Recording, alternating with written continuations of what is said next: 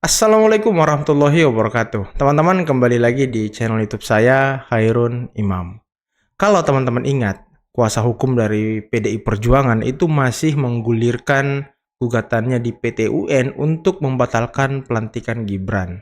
Dan juga bagaimana perjuangan seorang pakar hukum tata negara yang katanya pakar, yakni Refli Harun, ingin mendesak MPR untuk tidak melantik Gibran.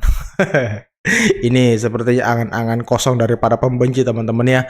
Nah, di video ini kita akan mendengarkan penjelasan yang sangat detail, yang sangat rinci, yang sangat gamblang dari Prof. Jimli Asyidiki, mantan Ketua Mahkamah Konstitusi dan juga pakar hukum tata negara. Ya, tentunya tidak seperti Refli Harun ya. Beliau benar-benar pakar teman-teman. Yang menjelaskan terkait bagaimana PT UN tidak bisa membatalkan Gibran sebagai wakil presiden terpilih.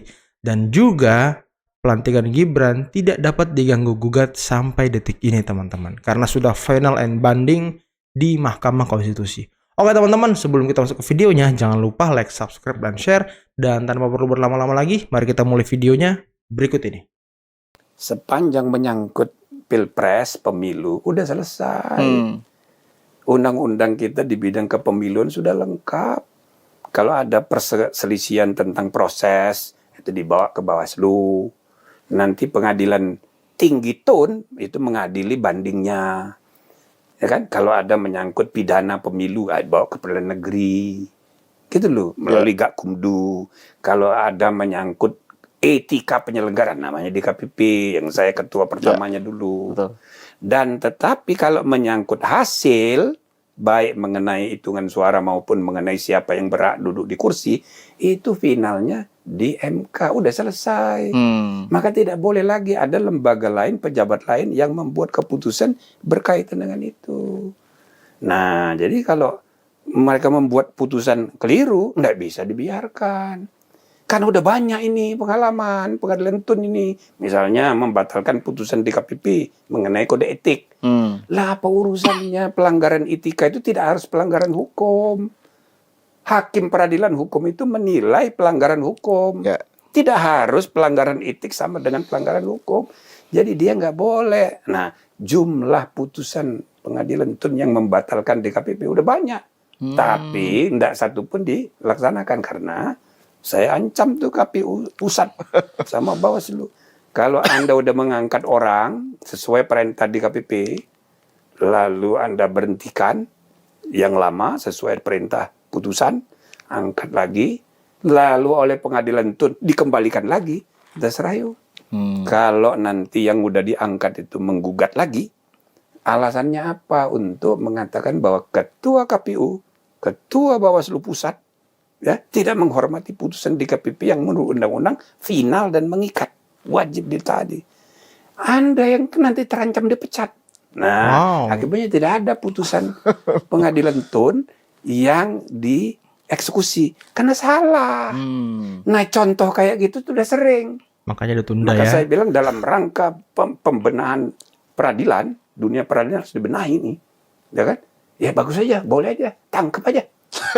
Nah itu untuk Tangkep apa aja, namanya kan? untuk move aja. Di seluruh dunia nggak pernah ada kayak gitu. Sekedar manas-manas aja. Tapi kan ini, Prof. Jimli, soal PT UN ini ya. Kan ini kan statusnya kan baru ditunda, bukan Ditunda. dibatalkan kan. Ditunda tanggal 24. Ya itu artinya putusannya itu memang tidak akan berpengaruh. Oke. Ya pokoknya begini, sepanjang menyangkut soal pemilihan umum akhirnya pelantikan itu udah selesai. Nah, tapi itu Tidak boleh lagi ada perubahan. Boleh. Kalau dari PDIP pernyataannya itu begini. kan pendapat orang per orang boleh. Tapi Jadi itu nggak bisa ya? Pemilu dan pilpres Sudah selesai, binding ya? berakhir dengan pelantikan. Itu titik satu, ya. Nah, adapun yang kedua nanti banyak orang mempersoalkan Gibran. Ya boleh aja, itu proses lain. Oke. Misalnya mau impeachment, ya bisa aja diproses, tapi nanti dulu. Selesai dulu ini 20 Oktober. Karena peralihan pemerintahan itu krusial. Ya itu harus ada kepastian. Itulah sebabnya begitu John F. Kennedy dibunuh, Maka Lyndon Johnson di atas pesawat mengambil sumpah Betul. supaya begitu dia mendarat dia udah jadi presiden of United States of America. Ini tidak boleh ada kekosongan. Nah, ini harus kita pastikan tradisi konstitusional di seluruh dunia begitu. Ini konstitusi. Ya. Hukum paling tinggi, bukan rejim undang-undang tone. Ini hukum tertinggi. Tidak boleh dilanggar gitu. Nah, kalau orang saking nggak sukanya pada apa namanya Gibran, misal mau memproses impeachment, ya bisa, tapi proses sendiri, ada aturannya. Ya. Bisa saya terangkan. Bisa itu pengertiannya silakan dilakukan gitu ya. Ya, iya, secara hukum ada. Dan sebetulnya nggak susah. Iya, iya. Gimana itu, Bro? Ada enam sebab. Oke, ya. 4 alasan hukum, 1 alasan etika, 1 lagi alasan administrasi.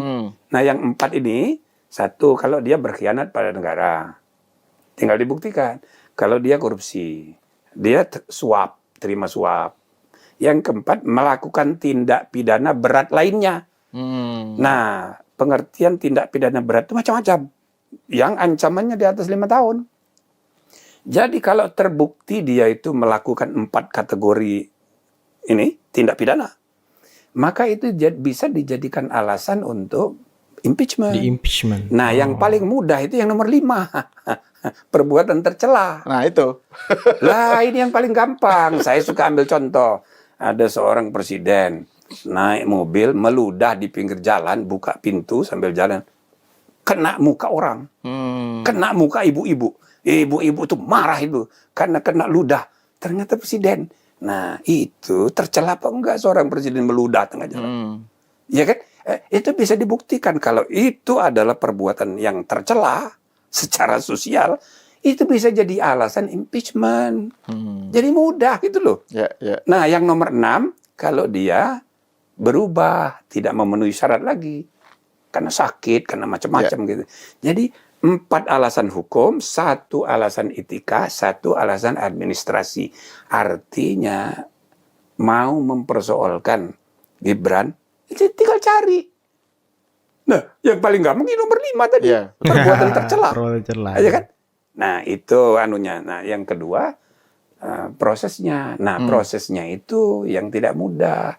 Kalau seseorang sedang menjabat presiden, wakil presiden, itu namanya mekanisme impeachment.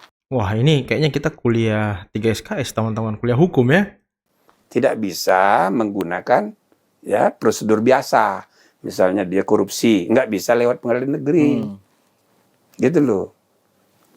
Dia melakukan perbuatan tercela, tidak bisa melalui kode etik ASN. Tidak bisa, harus melalui MK. Tapi sebelum dibawa ke MK, harus putus dulu di DPR. Syaratnya itu 2/3 kali 2/3. 2/3 anggota MPR harus hadir, 2/3-nya menyetujui Ya. pernyataan pendapat DPR bahwa si A atau si B telah melakukan perbuatan tercela dan atau telah melakukan tindak pidana berat. Ini. Atau korupsi. Nah, kalau 2/3 memutuskan ketok palu, 2/3 kali 2/3 dibawa ke MK. Kita itu nggak otomatis langsung putus ya, harus dibawa ke MK dulu. Dibawa ke MK dulu. Nah, panjang sesudah juga ya. dibawa ke MK, dibenarkan oleh MK, dibawa lagi ini Ke DPR. oleh DPR ke MPR. Oke. Nah, itu butuh 2/3 lagi kali 3/4. 3/4 harus hadir, ya kan? 2/3 harus setuju. Mungkin di MPR lebih mudah karena faktor DPD, sepertiga anggota MPR itu. Ya. Tapi yang tidak mudah itu 2/3 di DPR. Ya, karena koalisi ini kan. Kim plus ini bagaimana? Gitu loh. Jadi ini campuran antara proses hukum dan proses politik. Ya, ya. Nah, jadi jangan emosi. Ya Jangan kan? emosi itu. Ini harus ya saya sih bagus-bagus saja. Kita sudah 25 tahun perlu punya pengalaman nih impeachment. Ya, Boleh aja. Tapi harus tahu caranya itu, tidak Prosedurnya bisa ya. di jalanan, harus disalurkan dengan benar. Dan itu nanti betul. bereskan dulu tanggal 20. Iya. Jangan ganggu dulu ini. Yang Gitu. 20 ini biar sukses dulu Sukses gitu dulu, ya. gitu. Setelah itu baru urusan impeachment gitu. baru Jadi kalau selanjutnya. PT UN itu ngerecokin yang tanggal 20 ini, itu yang berpotensi untuk ditangkap gitu ya, Prof. Ya sebenarnya nggak usah harus gitu. Diabaikan juga nggak apa-apa. Diabaikan. Karena bukan kewenangan dia. Ya. Nah, terus ini Prof, kalau tadi yang soal alasan ya. Alasan impeachment salah satunya kan perbuatan tercela. Kan kemudian ya kita mau nggak mau membicarakan soal Fufu Papa ini kan rame nih. Iya ini. Dinisbatkan ke Gibran. Iya. Ini kan saya ngikutin juga itu obrolan dengan Unilubis tuh, Prof Jimli kan. Iya, saya ini dianggap Profesor Pupu Papa ya. Aduh, lucu-lucuan aja. Iya, nggak jadi kan apa-apa. nggak kan sebelumnya kan, Meluruskan cara paham orang yang lagi emosi. iya, nggak kan Nggak sebelumnya apa-apa. Prof Jimli kan bilang udahlah kita move on saja gitu Iya. kan.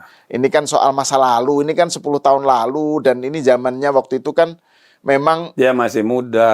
dan juga kan permusuhannya kan keras sekali Dan waktu itu. budaya politik, budaya kontestasi kita ini masih kampungan. Masih Menyerang kampung black mereka. campaign Iya, pribadi. Dan itu terjadi di mana-mana. Betul. Semua orang. Ya. Apalagi di pileg dan pilgub. Oh, itu nyerang pribadi.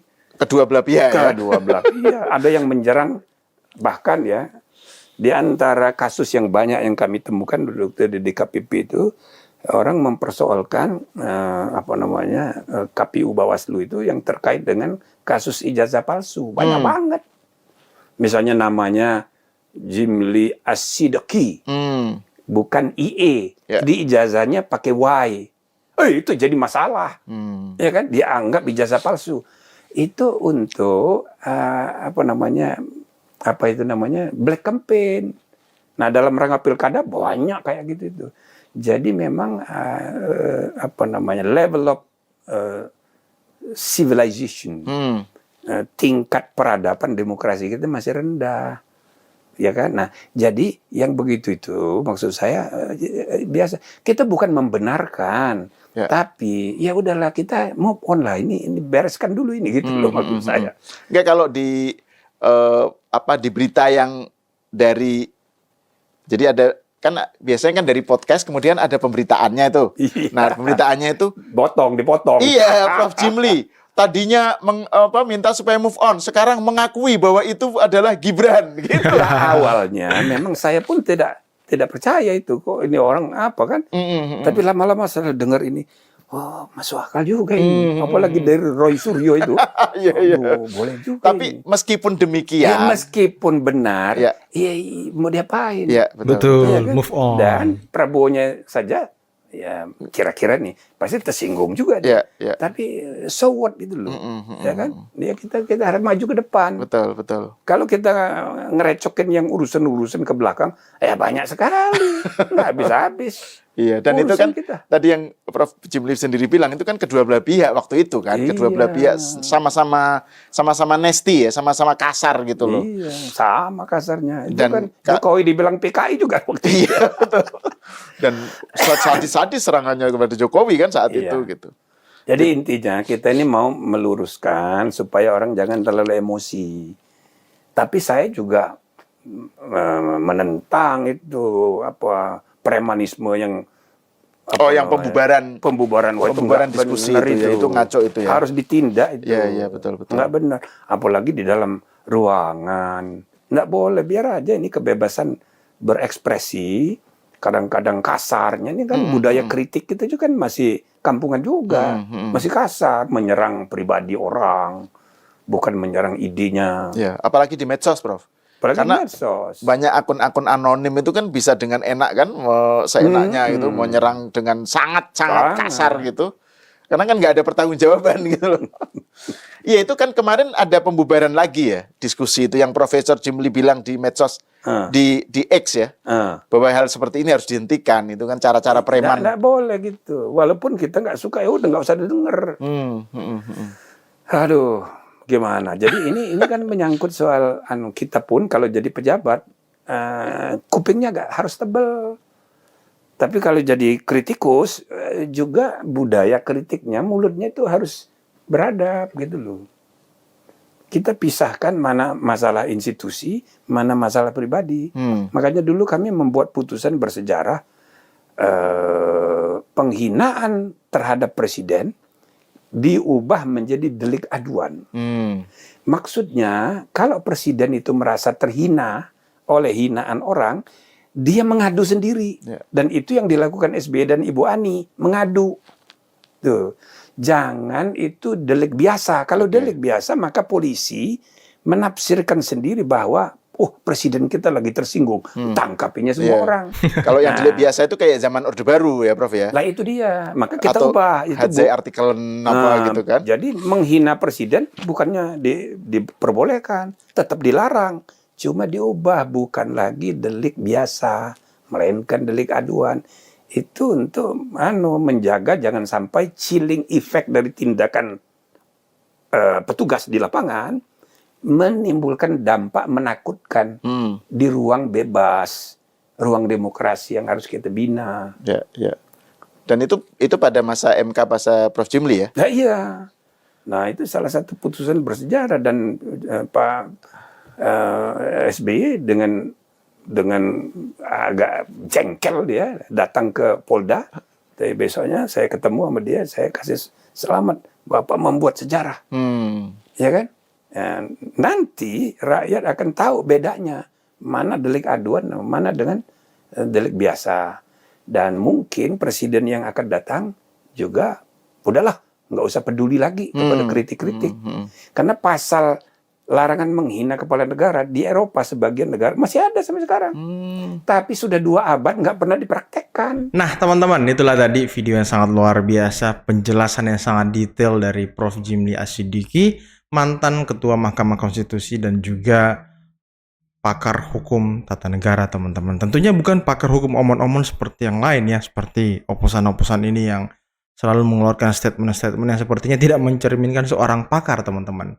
Dan semoga video tadi bisa mencerahkan kita semua, bisa membuka dan menambah wawasan kita sehingga ini bisa bermanfaat videonya, teman-teman ya. Oke, mungkin cukup sekian dulu video kali ini. Jangan lupa teman-teman like, subscribe, dan share videonya. Dan saya akhiri, billahi taufiq wal hidayah. Wassalamualaikum warahmatullahi wabarakatuh. Bye-bye.